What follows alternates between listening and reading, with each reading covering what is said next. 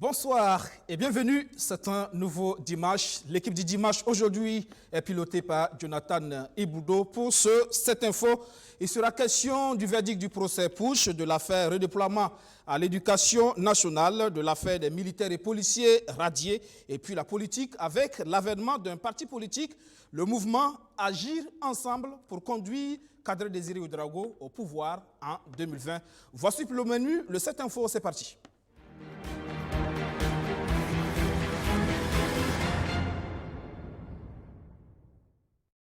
Ils sont 4 invités ce soir sur ce plateau. David Moyenga est ancien député au Conseil national de la transition CNT. Avec nous également, Bourema Ouedraogo, il est du comité de lutte contre le redéploiement des enseignants. Avec nous également Bruno Zabsonré, il est secrétaire général adjoint du SAMAB, le syndicat autonome des magistrats du Burkina. Et puis Siaka Koulibaly, analyse politique. Nous démarrons tout de suite avec le sujet éducation, le revirement donc, de situation au niveau donc, du ministère de l'Éducation nationale. On pensait avoir en tout cas un consensus total, mais finalement, il y a ce point de blocage. Il s'agit donc bien sûr du rejet, du redéploiement des enseignants. L'opération passe mal au sein de certains syndicats. Le ministère de l'Éducation n'a pas respecté les conclusions de la feuille de route sur le redéploiement des 18 000 enseignants excédentaires de la région du centre. Et cela est inacceptable. C'est la position de la coordination régionale des syndicats de l'éducation concernant cette initiative du professeur Stanislas Ouarou. Ce guide, élaboré de commun accord par toutes les parties prenantes du système éducatif, prévoyait 3 cas où l'agent ne pouvait être déployé. Lorsqu'il s'agit d'un ancien enseignant qui est à 5 ans de la retraite, les enseignants titulaires des classes et ceux affectés pour raisons de santé. Des mesures que le ministère aurait littéralement violées dans le processus du redéploiement. Au lycée municipal de Samba, on enlève le professeur de mathématiques certifié et on l'affecte ailleurs alors que le besoin est là. Pourtant, dans le guide, il est dit quand il y a le besoin, il y a, on doit garder l'intéressé. Quand des chefs d'établissement appellent nos camarades, les menacer, qu'est-ce que vous faites? On va donner votre nom. Mais il y a de l'arbitraire dedans. Pire, ce redéploiement ciblerait des responsables syndicaux que l'exécutif veut sanctionner. Il y a des structures que nous connaissons qui sont retrouvés, tous ceux qui sont des responsables syndicaux ont été enlevés de leur lieu de service, alors qu'ils sont couverts par d'autres moins anciens que eux. Ce sont toutes ces raisons qui amènent la CRSE à demander la suspension du processus de redéploiement. Environ 161 enseignants ont déjà été déployés sur le plan national et près de 200 dans la région du centre, selon le syndicat, qui pense plutôt que la solution de l'excédent d'enseignants se trouve dans la construction d'infrastructures. Ce n'est pas le redéploiement qui règle la question, c'est les classes qui manquent. C'est les classes qui manquent, c'est la solution comme ça. Il faut que le gouvernement respecte le protocole en mettant à la disposition des enfants burkinabés des classes. En attendant la réaction du ministre en charge de l'Éducation, le syndicat invite ses militants à ne pas prendre les notes d'affectation et de boycotter les activités de la rentrée scolaire 2019-2020. Pour en savoir davantage sur ce plateau, Bourema Ouedraogo est le porte-parole du comité de lutte contre le redéploiement des enseignants. Bonsoir. Bonsoir, M. Guébré. Merci de répondre à notre invitation. Je vous en prie. Que reprochez-vous à cette opération enclenchée par le ministre Ouarou? D'abord, moi, je vais vous dire merci pour l'occasion que vous me donnez de donner de plus amples informations sur le déploiement. Que nous, les concernés directs, nous trouvons qu'il s'agit en tout cas des affectations arbitraires. Alors, M. Guébré, il faut comprendre que l'idée de ce redéploiement est venue d'un constat. Et il semble que une enquête... Une étude a prouvé qu'il y a une pléthore d'enseignants. A révélé qu'il y a une pléthore d'enseignants dans les grands centres-villes comme Ouagadougou, comme Bobo et autres.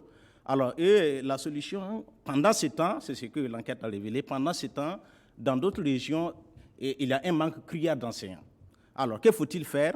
L'autorité en charge de notre ministère, je vais dire de l'éducation, a trouvé comme solution le redéploiement de ces agents. Alors, de fait, il faut dire que personne ne contrôle l'esprit de ce redéploiement.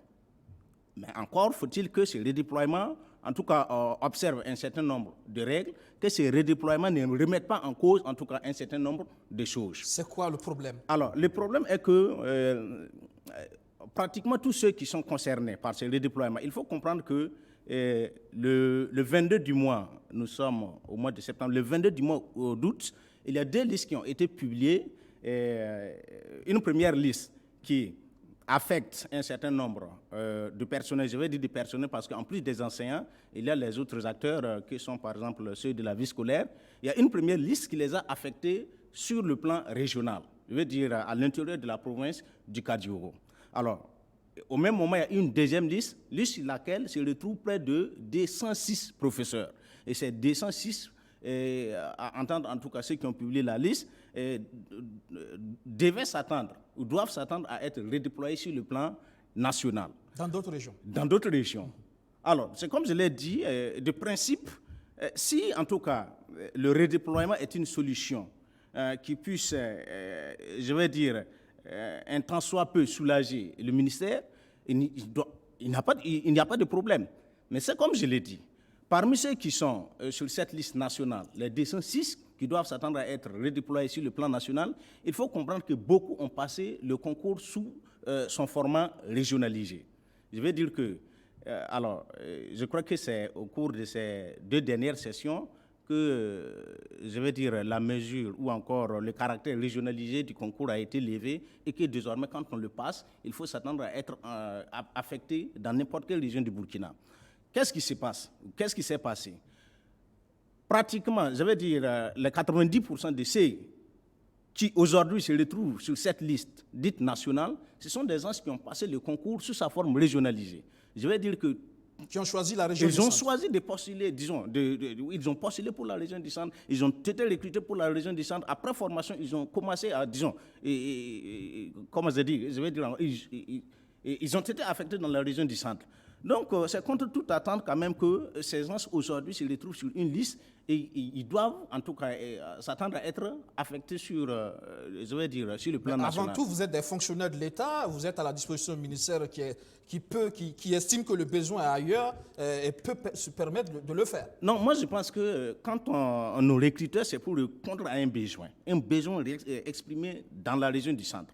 Et aussi, il faut ajouter que ce n'est pas seulement tous ceux qui sont sur cette liste qui ont passé le concours sur son format régionalisé. Il y a aussi nos collègues qui, après un certain nombre d'années, je vais vous dire que nous connaissons des collègues qui ont fait 2 décennies, 20 ans en province et qui, à peine arrivés à Ouagadougou, beaucoup sont arrivés seulement que l'année passée, et cette année, ils se retrouvent sur cette liste dite nationale. Ça dit que ces gens doivent s'attendre à être redéployés sur le plan national. Mettez-vous à leur place et comprenez, M. Guibré. Donc aujourd'hui, cette décision passe mal parce que nous jugeons qu'il y a une sorte de trahison. Il y a une sorte de trahison parce que là, l'autorité veut mettre en cause notre choix, certainement pour trouver une solution à un problème qu'elle est confrontée. Bon, nous, en tout cas, jusqu'à preuve du contraire, nous n'entendons pas nous laisser faire. Alors, vous savez qu'il y a aussi des enseignants recrutés pour la région du Sahel, les régions affectées par le terrorisme, mais qui ont été redéployés dans d'autres régions pour nécessiter de services, mais aussi eu égard au contexte, à la situation. Ils n'en font pas un problème. Non, moi je pense qu'il ne faut pas confondre, je vais dire, ces 2 situations. Ces collègues se sont retrouvés dans une situation où ils sont en inactivité due au problème, je vais dire, au problème sécuritaire. Que faut-il faire? Il ne faut pas les garder à la maison et, je vais dire, attendre bonnement qu'à la fin du mois, ils partent chercher leur salaire. Donc l'État, l'autorité se retrouve dans son droit, bien sûr, de les redéployer ailleurs. Mais dans notre situation, comme dans la situation de beaucoup de collègues qui sont dans les autres régions, des choix ont été faits. Chacun, certainement que c'est stratégique, chacun a opté pour une région donnée. Je dois vous dire qu'il y a beaucoup qui ont sacrifié près de 10 ans dans leur vie pour passer le concours et rester dans la région du centre. Prenez l'exemple de quelqu'un, par exemple, qui refuse de passer le concours pour d'autres régions, qui, à chaque session, postule pour la région du centre. 1, 2, 3, 4, 6e fois, la personne, on la reçoit au concours. Après service de 2, 3 ans, on dit, bon, c'est bon, et il y a un surplus d'enseignants dans la région du centre, il faut prendre la route d'une autre province. Mais je pense que ça ne peut pas passer, ça passe mal à travers la gorge, M. Guébré. D'accord, on vous aura compris. Et finalement, qu'est-ce que vous comptez faire, puisque l'État, normalement, a le dernier mot. L'opération est bien engagée. La réalité, effectivement, c'est qu'il y a une pléthore d'enseignants ici qui se retournent les pouces. Il faut bien les redéployer quelque part pour permettre aux enfants d'autres régions de pouvoir bénéficier de l'enseignement. Non, M. Guébré, moi je pense que le constat qu'il y a une pléthore d'enseignants dans la région du centre n'engage nullement la responsabilité des concernés.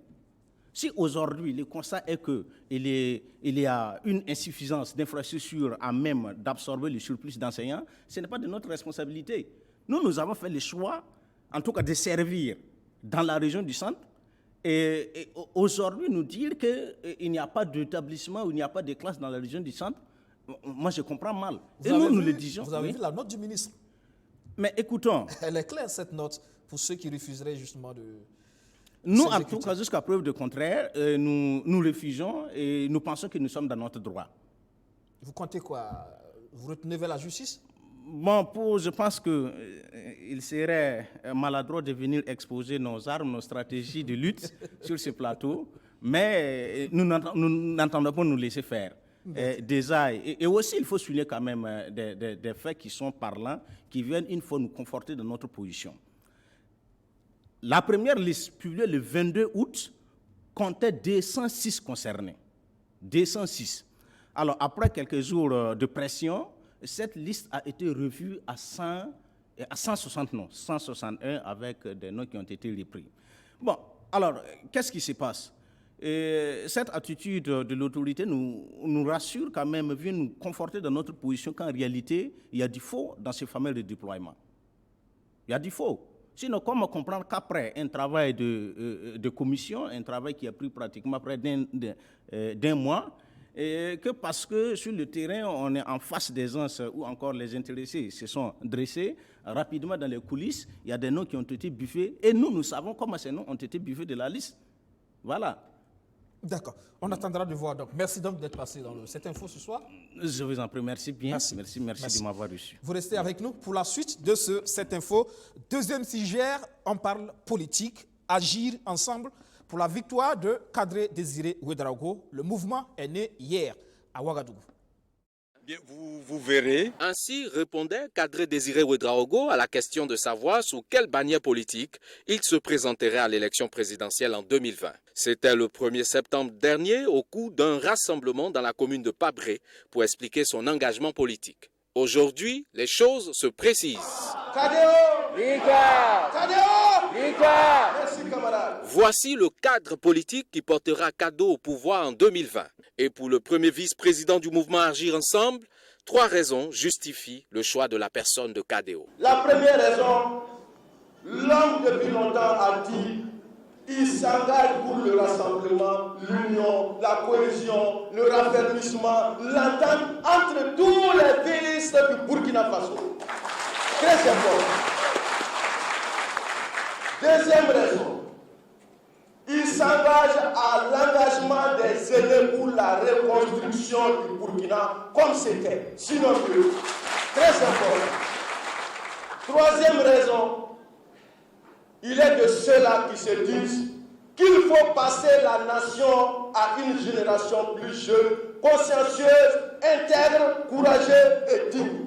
Avec la création de cette plateforme, Kadri Désiré Ouédraogo quitte-t-il le navire du Congrès pour la démocratie et le progrès? Mais ça posait la question à Kadri Désiré Ouédraogo. Nous, notre problème est que nous le soutenons. Maintenant, c'est à lui de trouver le cadre organisationnel le plus approprié pour le soutenir. Nous sommes un parti, nous le soutenons. C'est lui qui doit décider, c'est lui qui décide qu'il quitte le CDP, qu'il ne quitte pas le CDP. Ça, c'est pas une question à nous, c'est une question à lui, ça. Dans un contexte post-insurrectionnel, l'image de Kadri, associée à celle de l'ex-président Blaise Compaoré, ne réduirait-elle pas ses chances à l'élection de 2020? Non, ça, je ne le pense pas du tout. Ma conviction personnelle en tant que citoyen burkinabé, je ne pense pas qu'effectivement la candidature, le soutien que le président Compaoré apporterait à Kadré soit un handicap. Non, je ne le pense pas du tout. Je pense que ça sera un plus. 143 membres composent le Conseil exécutif national du mouvement Agir Ensemble. Il s'inscrit dans la dynamique de réconciliation des forces vives pour offrir aux Burkinabés une alternative crédible et un changement qualitatif. Finalement, c'est l'appareil politique. On attendait cet appareil-là pour accompagner la candidature de Kadré. C'est vrai que dans les coulisses, on en parlait. Et finalement, c'est bien le mouvement Agir Ensemble. Oui, tout à fait. Donc on voit là que Kadré est en train de mettre progressivement son appareil en place et sa trajectoire pour la lutte pour le choix présidentiel en 2020.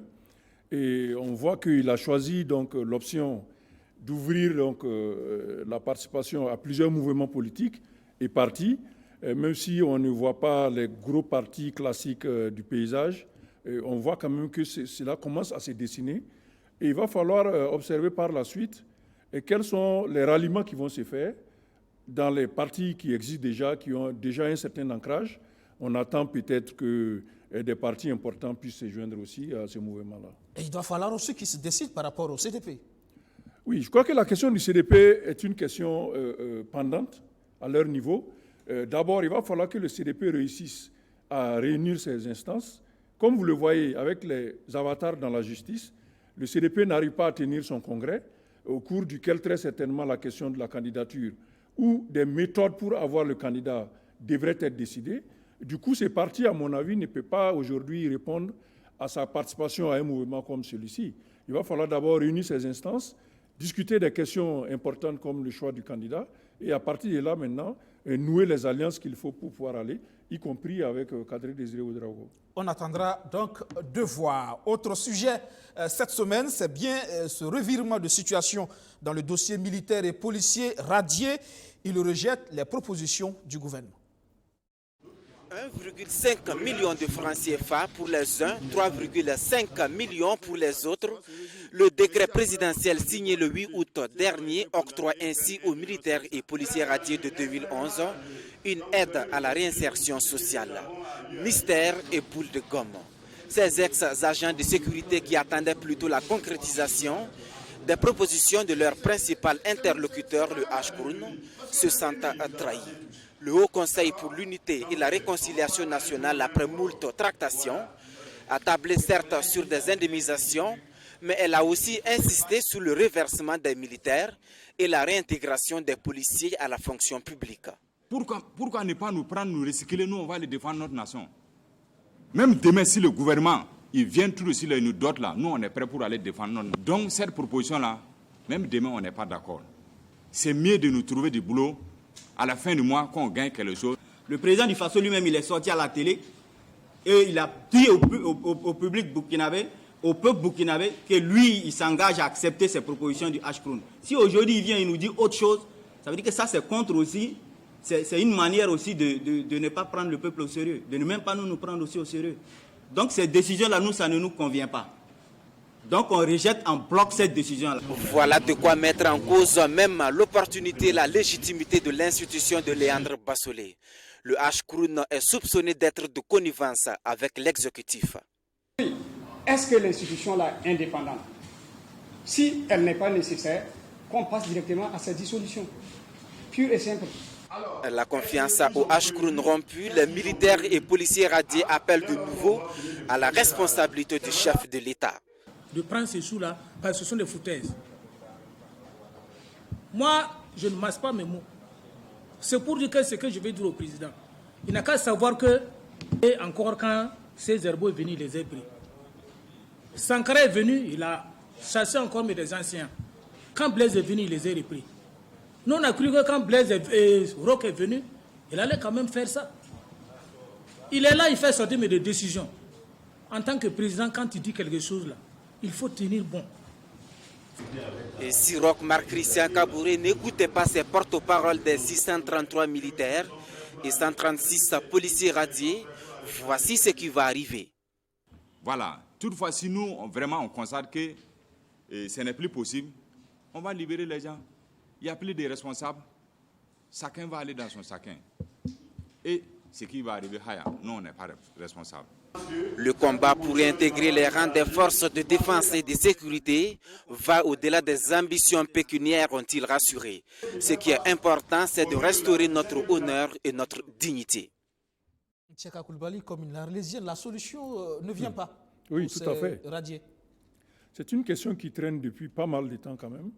Et ces derniers développements montrent que le gouvernement n'a pas encore une approche assez cohérente sur la question, pour avoir fait à travers le Ashkroun des propositions aux personnes concernées et d'avoir pris des décisions qui semblent ne pas convenir à ces personnes-là.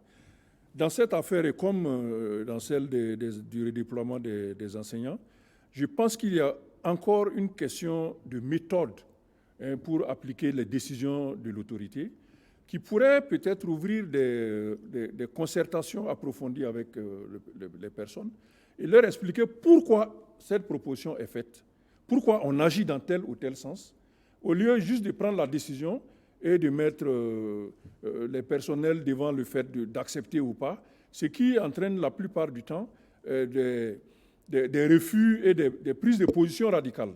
Et ça, je crois que dans le contexte où on se trouve, on n'en a pas besoin. Si on considère donc les personnes radiées, le nombre est assez important, 633 et un peu plus, je crois, c'est très important de ne pas laisser ces personnes-là dans la nature et de les garder dans un contexte de concertation et de les avoir toujours au bout du fil, je crois. Et ici, la réaction des personnes radiées a été entendue.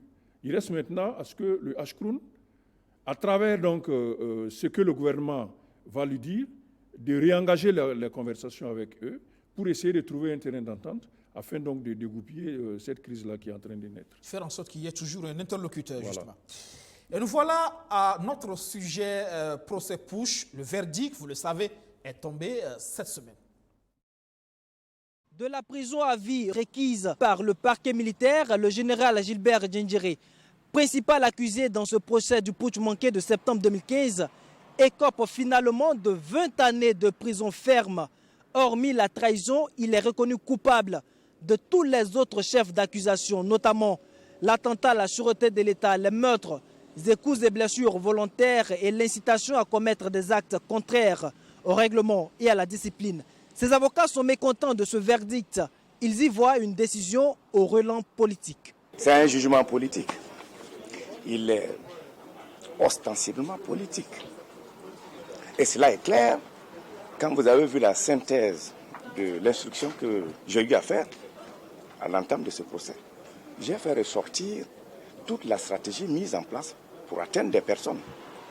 Les avocats du général Gilbert Djendjéré disent vouloir consulter au préalable leurs clients avant de décider s'ils feront appel de cette décision ou pas. Quant au général Djibril Bassolé, il a vu sa peine réduite de la prison à vie requise par le parquet. Il est finalement condamné à 10 années de prison ferme.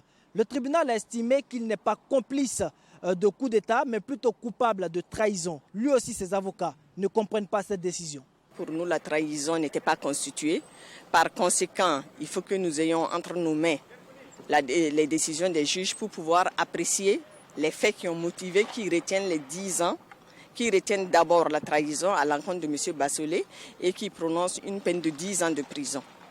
Ceux qui sont considérés comme les exécutants de ce putsch, notamment le capitaine Dao, Moussa Nebié dit Rambo, Koussoubé Roger dit le Touareg, Nyon Jean Florent, n'ont pas bénéficié de circonstances atténuantes.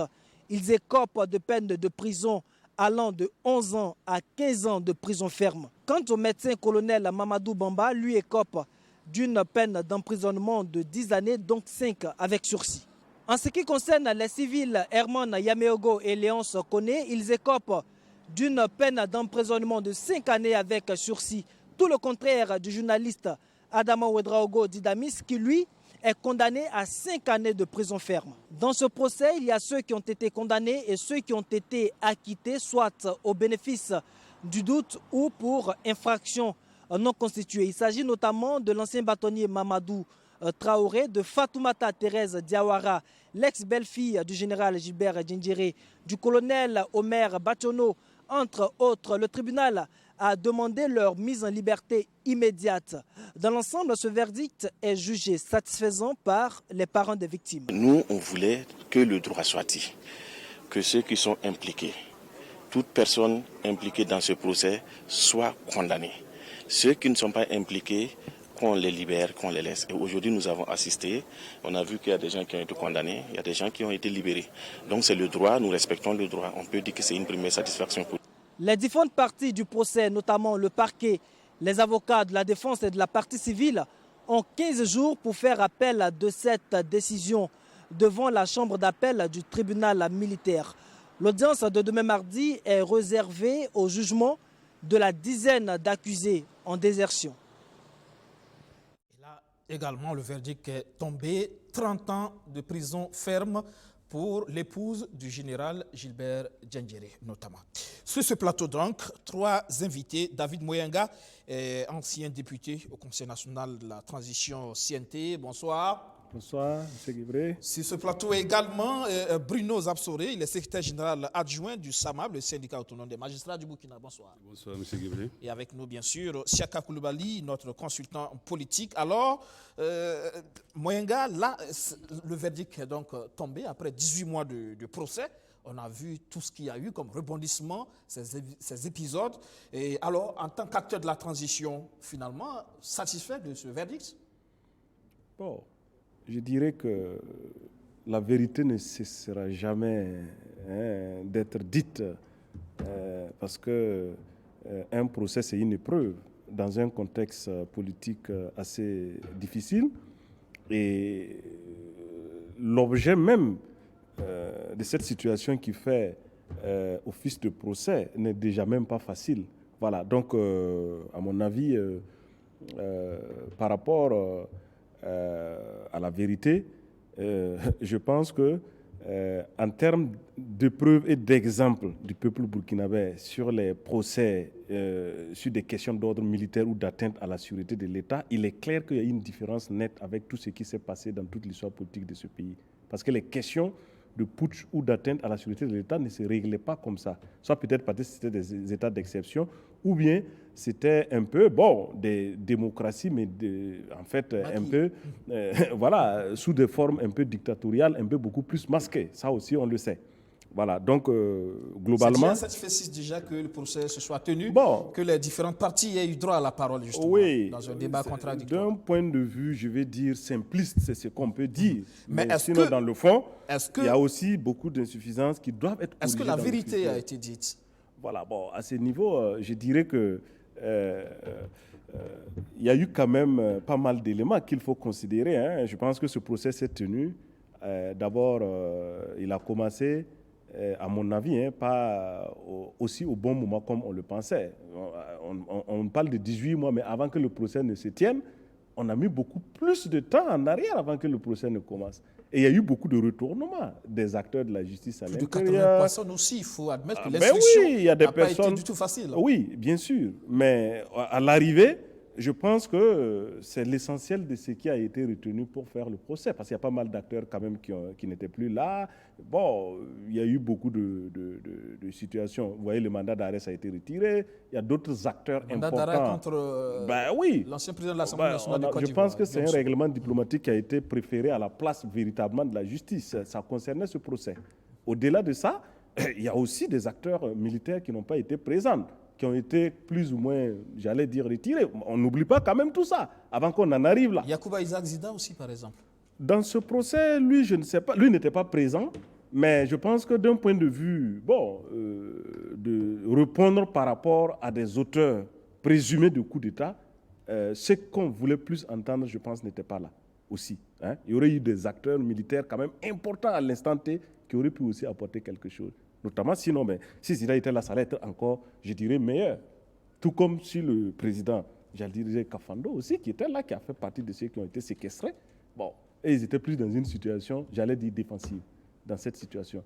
Voilà, donc moi, je trouve que, malgré tout, bon... Il y a un goût d'inachevé? Oui, ça reste que, je pense qu'il y aura quand même des goûts d'inachevé quand même dans un tel procès, ça au moins c'est sûr. Voilà, parce que, vous voyez, même les victimes... ou les insurgés de façon générale, ils vous diront que, bon, ils ne trouvent pas que forcément la peine a été plus ou moins, j'allais dire, à la hauteur des actes qui ont été posés et de la furie, voire de la violence qui a été vue sur le terrain. Ça, au moins, c'est clair. Voilà, et parce que je pense que quand même, quelque part, il faut aller au-delà. Mais moi, je pense qu'au-delà, peut-être un autre aspect, ce procès-là, il s'est tenu... il y avait quand même des acteurs nationaux, ainsi de suite, notamment des franges militaires, des franges politiques et tout ce qu'il y a. Mais on a vu aussi des éléments au niveau national et international, régional et international qui, d'une manière ou d'une autre, finalement, bon, à mon avis, n'a pas eu, en tout cas, à dire quelque chose là-dessus. Donc, pour moi, bon, en termes de preuves historiques du peuple burkinabé, par rapport au procès, qu'il soit politique ou militaire, on peut dire que, en tout cas, ça peut servir de leçon quelque part. Et ces leçons, entre autres, je dirais, c'est d'abord la victoire du peuple depuis les 30 et 31 qui ont permis que dans ce pays, un tel procès ait lieu en face de telles personnes. Sinon, ça n'aurait jamais lieu. Notamment aussi la résistance au coup d'État. Voilà. Mais toutes les autres satisfactions pour moi aussi, c'est que c'est quand même une réhabilitation du régime de la transition. Il ne faut pas oublier quand même que le coup d'État a été perpétré contre les acteurs de la transition. Souvent, on oublie. Les uns sont contents que sous leur régime, un procès a eu lieu, ça s'est terminé. Non, mais c'est contre les acteurs de la transition, pour lesquels je crois qu'ils ne sont même pas forcément en bon terme. Donc, c'est une réhabilitation. Ils sont aussi acteurs de la transition, ce régime. Oui, ils sont acteurs de la transition. Mais comment se fait-il qu'aujourd'hui, beaucoup, en fait, ne prennent pas, ils n'assument pas leurs responsabilités par rapport aux actes de la transition? Et d'ailleurs, ils ne construisent pas dans les sillons et les traces, en fait, de la transition. Quand on est acteur qu'on a assumé pendant des périodes historiques, mais il faut suivre ça jusqu'au bout. Mais après, on a un programme présidentiel qui peut ne pas forcément être en harmonie avec... Oui, avoir un programme présidentiel ne veut pas dire que les questions, les options d'appui, les tendances lourdes dans un pays, par exemple l'indépendance de la justice, aujourd'hui, que vous ayez été à la transition ou que vous ayez un programme politique, vous devez respecter ça. Elle est une réalité, non? Je pense d'une manière ou d'une autre institutionnelle, mais je pense que jusque-là, il y a quand même des débats pour parfaire cette question, parce que ce n'est pas seulement d'ordre institutionnel ou d'ordre matériel. La transition, justement, a acté cela, les avantages par rapport aux magistrats, etc. Le pouvoir actuel est venu et a appliqué cette décision qui permet, on estime aujourd'hui, à la justice d'être un peu plus autonome. La transition a mené une réflexion profonde sur les questions de justice, notamment à travers les États généraux, et a posé des actes clairs. Notamment cette histoire et là, de le régime de rupture marche entre... dans les sillons, continue. Ça a été tracé. Exécute justement. Ça a été tracé. Que ce soit l'indépendance institutionnelle qui consistait à faire la rupture où le président de façon n'est plus président du Conseil supérieur de la magistrature, ça c'est une avancée. Mais au-delà de ça, la réflexion sur les éléments matériels et autres qui peuvent rendre moins vulnérable un magistrat dans le cadre de sa fonction, ces schémas-là ont été tracés. Par contre, et c'est ce qui est appliqué. Dans la décision, je ne dirais pas forcément, parce que dans les décisions qui ont été prises là, il y a un amalgame souvent qui s'est fait, parce que j'ai vu que tantôt quand ça chauffe et qu'on ne se fait pas comprendre dans les prises de décision, on dit que c'est la transition qui avait demandé de faire cela. Sous la transition, ce qui a été dit là, c'est que un président, c'est-à-dire lorsqu'on doit prendre des décisions d'application de ce fameux statut de la magistrature, où il y a les questions de salaire, mais c'est un décret pris en Conseil des ministres qui doit régler ça en ayant pris l'avis du ministre de tutelle. Est-ce que c'est ce qui a été fait dans la mise en œuvre? Vous voyez tout ce qui a été cité sur ce plan. Le ministre de tutelle n'a pas eu son mot à dire. Mais je connaissais sa position à l'époque. Je pense que ça n'a pas été signé au ministère. Donc vous ne pouvez plus rien dire sur la transition. Moi je pense qu'on peut se laver les mains comme Ponce Pilate. D'accord. Ah ben voilà. Ok. On est avec nous Bruno Zapsoré du syndicat autonome des magistrats du Burkina. Vous êtes le secrétaire général adjoint. Alors ce procès, bon, peut-être qu'on reviendra sur ce qui s'est dit tout à l'heure, mais déjà ce procès du push manqué. Finalement, pour certains observateurs, c'est une sorte de réhabilitation de la justice burkinabé. Ok, merci bien, monsieur Guébelé.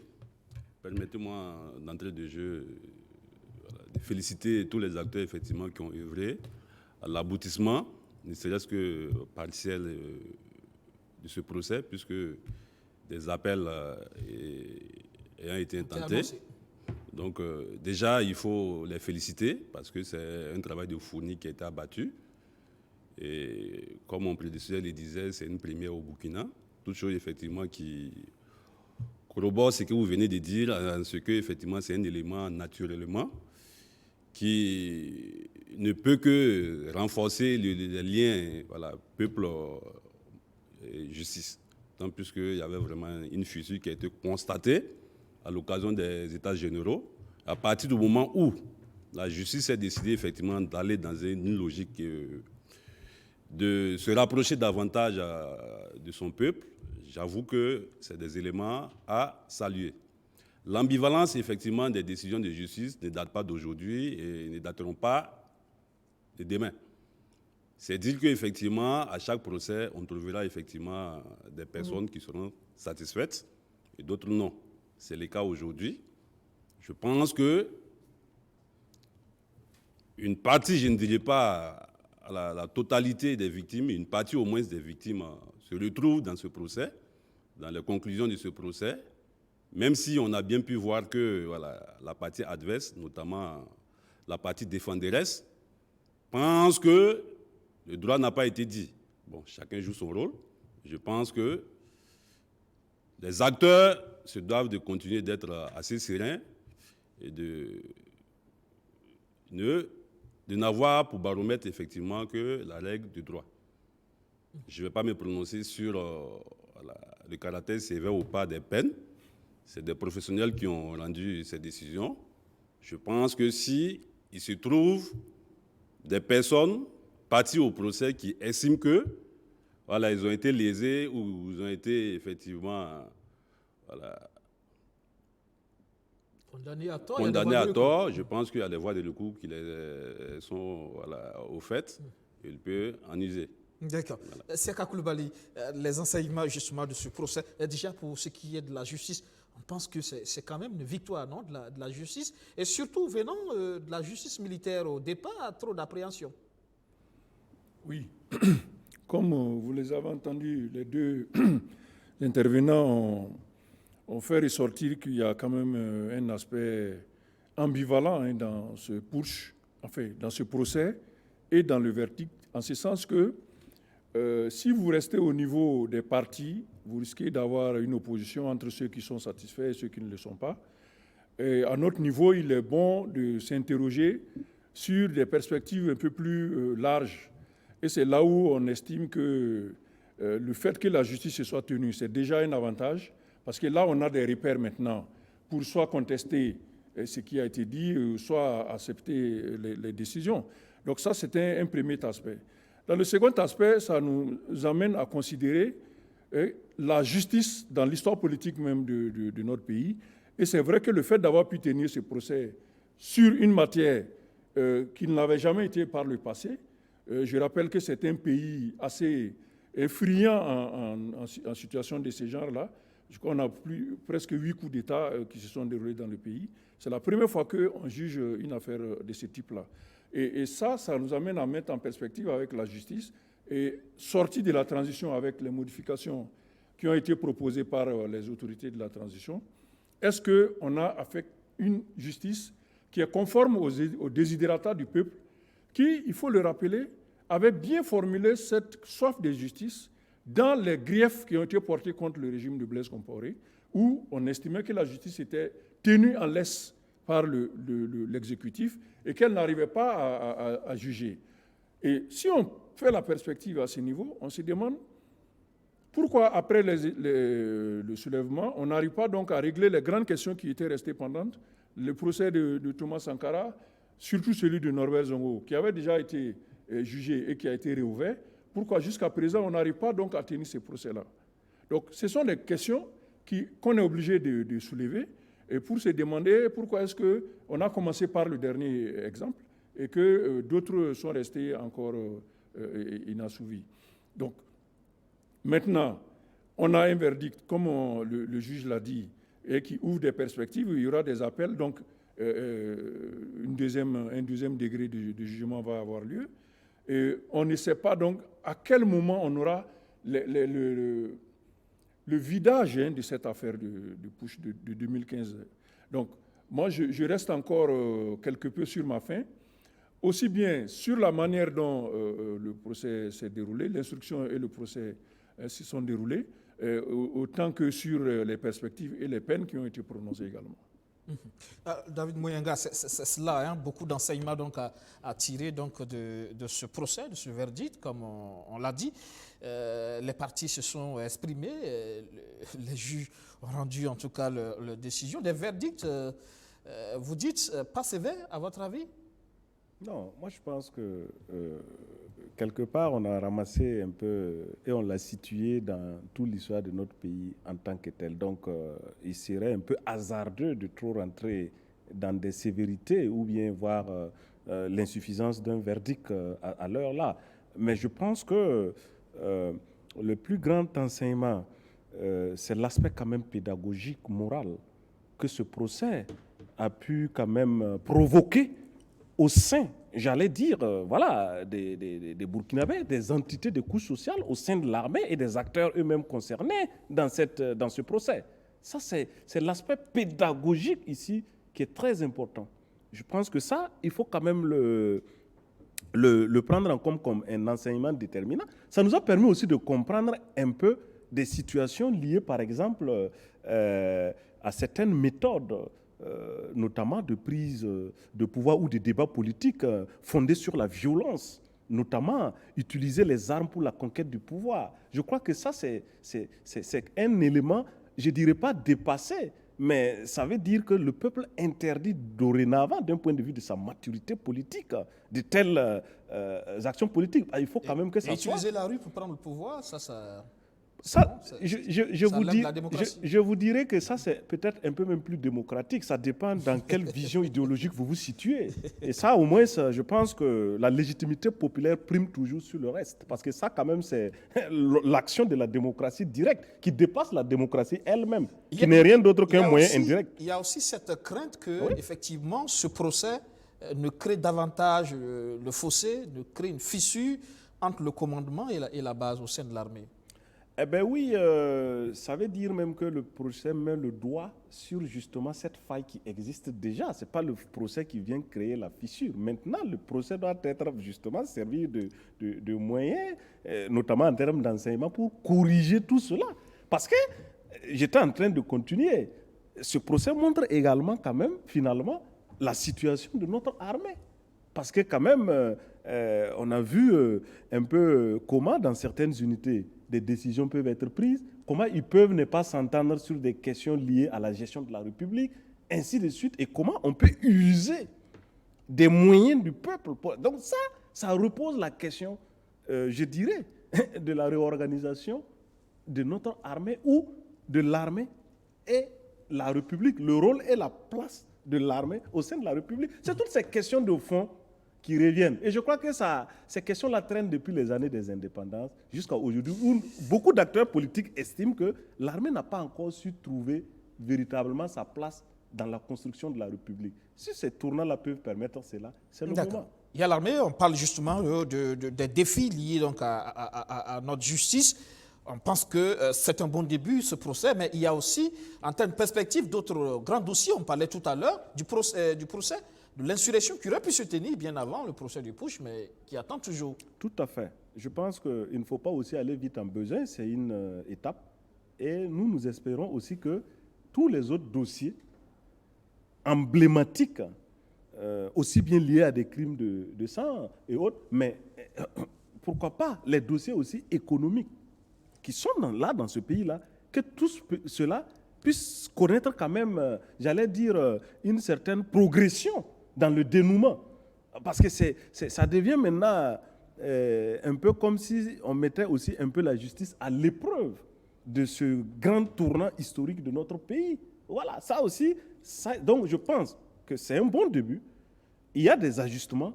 Je pense qu'il y a beaucoup d'acteurs au sein de la justice qui sont des patriotes sincères, qui font leur travail avec tous les risques. Hein.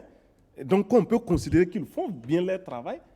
En se rebâtissant un peu sur cette fraction-là, je pense que ça peut aider aussi à rendre l'image quand même de la justice beaucoup plus, j'allais dire, intéressante. Sinon quand même, je crois que la justice aussi est à l'épreuve en fait dans cette situation-là. Donc nous pensons que effectivement, il y a d'autres procès qui attendent, il y a même d'autres, hein, toujours sous la transition, qu'il ne faut pas oublier. Il y a les mises en accusation des acteurs du dernier gouvernement de Blaise Compaoré. Je crois que prévu ça en octobre. Prévu en octobre, qui a été posé. Au niveau de la Haute Cour de justice. Voilà, qui est aussi, je crois, un acte assez audacieux et peut-être une première sous la transition, parce que je ne me rappelle pas un gouvernement qui a été mis en cause, notamment en usant de la mise en accusation devant la Haute Cour de justice. Maintenant, il faudra prouver leur culpabilité. Il faudra prouver que ce qu'on leur reproche est illégal, n'est pas conforme à l'exercice. Oh oui, bien sûr que les techniciens de la justice, gouvernementale. Les techniciens de la justice savent bien comment il faut y procéder. Nous allons observer. Voilà. Alors, M. Sapsori, on parle justement de la justice à l'épreuve. À partir de ce procès, on estime que la justice est en voie de réhabilitation, mais il y a aussi ces grands dossiers. Mais que vaut aussi une justice indépendante quand elle émet des décisions de justice qui ne sont pas respectées? On a vu par exemple le cas avec les jeunes travailleurs recrutés au niveau de la CNSS, mais aussi au niveau donc, de l'autre syndicat de la police, l'Alliance Police Nationale, où des décisions de justice ont été prononcées, mais que l'autorité refuse d'exécuter. Ok, voilà. Comme je le disais, effectivement, avant de répondre à cette question, je vais permettre tout le monde de revenir sur un aspect qui est l'attente que le peuple a vis-à-vis de certains dossiers qui, semble-t-il, ont un peu duré. Ce n'est pas une confidence, parce que tout le monde le sait. Ce n'est pas la volonté qui manque au sein de la magistrature ou au sein des acteurs de la justice. Je dirais que c'est la volonté politique. Volonté politique, pourquoi? Si vous, M. Guébret, en tant que journaliste, essayez d'investiguer pour savoir combien a été injecté dans ce procès du push, vous allez comprendre que c'est assez de moyens. Comparativement à ce qui est mis à la disposition pour d'autres affaires, je vous assure que c'est de la pitance. Et le peuple n'a de l'égard, effectivement, que pour ces magistrats qui se battent nuit et jour pour pouvoir élucider ces affaires.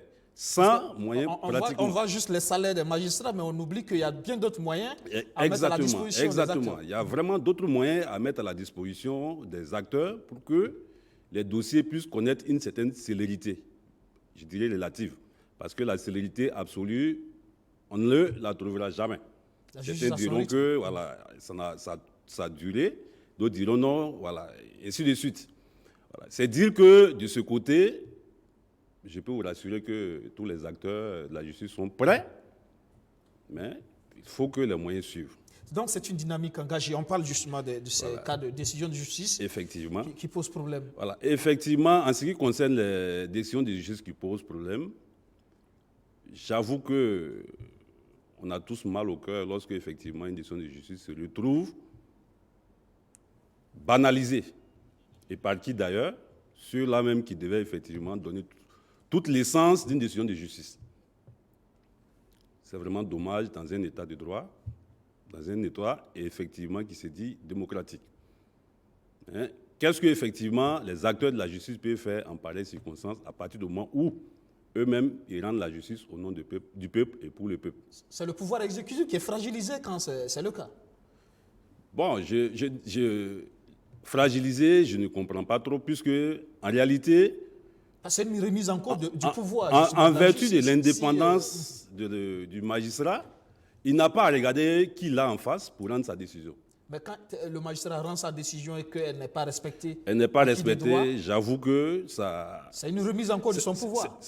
Lorsqu'elle n'est pas respectée, surtout de la part de l'exécutif, j'avoue que ça pose un problème de gouvernance et qu'il est vraiment impérieux de revoir ses façons de faire. Dans un état de droit, quand l'État même se met à l'avant-garde effectivement du non-respect des décisions de droit, de justice du moins, j'avoue que ça fait chaud au cœur. Et on espère que on pourra revenir à des meilleurs sentiments de la part effectivement de l'exécutif, afin que les décisions de justice rendues soient dorénavant respectées. Alors pour vous, aujourd'hui, l'ensemble des acteurs judiciaires sont dans la bonne dynamique d'assumer leur indépendance, de faire leur travail, mais il y a encore des blocages, si je vous comprends. Bon, les blocages... Et ces blocages, c'est quoi exactement en termes de moyens, puisque vous parlez toujours de moyens? J'ai parlé... Parce que dans l'opinion, aujourd'hui, les acteurs de la justice ont eu tous les moyens pour s'assumer. Justement. C'est ce qui s'est dit. Mais je vous assure qu'en ce qui concerne même nos avantages de magistrats, les décrets ont été pris depuis 2016 et jusqu'à aujourd'hui, il y a des décrets toujours en souffrance. Ah bon? Autre que le salaire? Non, des éléments du salaire. Des avantages qui sont toujours en souffrance jusqu'à ce jour. Okay. Donc, voyez un peu, je dirais, je ne sais pas, la démagogie effectivement qui encadre effectivement voilà, les relations magistrature, exécutif. Afin de dire que, même si effectivement on reconnaît que des efforts ont été faits, mais j'avoue que j'ai du mal à penser qu'un décret puisse être signé par la première personnalité d'un État et que ce décret puisse se retrouver en souffrance parce qu'un collaborateur du premier responsable ne veut pas effectivement que ce décret soit appliqué. Et c'est du fallacieux qui est présenté aux uns et aux autres. Des arguments qui ne tiennent aucunement. Nous disons qu'effectivement, cette façon de faire est de nature à nous amener sous d'autres développements que vous allez peut-être suivre d'ici là. Ah bon? Bon, je vais m'arrêter là. Bon, je vais m'arrêter là pour le moment parce qu'on pense quand même qu'on a assez attendu. De 2016 jusqu'à ce jour, je pense quand même que c'est un peu trop. Ah oui, David. Moi, je pense que sur tout ce qui a été dit sur ce plateau, tout de suite, et y compris pour le cas des enseignants et autres, parce que j'ai suivi, en fait, ça repose un peu quand même le seuil de gestion des affaires quand même qui aurait atteint une certaine limite dans ce pays. Moi, je crois que de façon globale, on peut le résumer comme ça. Sinon, pour ce qui est quand même du travail sur l'indépendance de la justice, j'avoue qu'on peut même ne pas aimer la transition, mais ce travail-là, il a été fait. Les magistrats eux-mêmes et tous leurs autres acteurs connexes, ils ont participé. On l'a abordé dans tous ses fondements, aussi bien liés aux questions liées au salaire individuel qui peut rendre vulnérable le magistrat. Donc, c'est une question qu'il fallait étudier, liée aux questions matérielles de travail, c'est-à-dire les moyens qui permettent d'investiguer, par exemple, sur un dossier. Même le cadre et autres, tout ça de travail. Okay. Ça, c'était là. Y compris l'indépendance selon maintenant l'éthique même, c'est-à-dire l'indépendance selon l'éthique même morale maintenant du juge. Voilà 3 fondements sur lesquels le travail a été fait. Et pour vous, le pouvoir Je crois est que ça très n'a pas présent continué. Dans la gouvernance judiciaire. Bon, c'est pas moi qui le dis. Les derniers développements des affaires qui concernent la justice, là, je peux en citer. Tout le monde en a cité. On a vu l'affaire Charbon-Fin. C'est un de vos collègues et confrères qui a quand même fait le développement là-dessus. Nous avons tous vu les immixtions et ça continue d'ailleurs. Et en entendant justement le procès. Donc, je pense qu'ici, de ce côté, le travail mérite de se poursuivre. D'accord, merci. Malheureusement, on est pris par le temps. On va s'arrêter pour ce numéro du 7 Info. Effectivement, il parlait du charbon fin. C'est aussi un dossier sur lequel on a vu que la justice aussi, visiblement, s'est assumée sur ce dossier-là. Donc, ce sont des exemples comme ça qui montrent que de plus en plus, on pense qu'au niveau de la justice, des choses sont faites. Effectivement, comme je le disais, la justice est dans une logique de se rapprocher davantage de son peuple. De telle sorte qu'effectivement, de parler d'énonciation, vous allez le constater, ne resteront plus dans les oubliettes. À chaque fois qu'une dénonciation se fera, je pense que c'est ce qu'on constate, effectivement. Merci. Merci. C'est la fin de cette info. Merci à tous. Nous avons suivi. Excellente soirée sur notre chaîne. Bonsoir.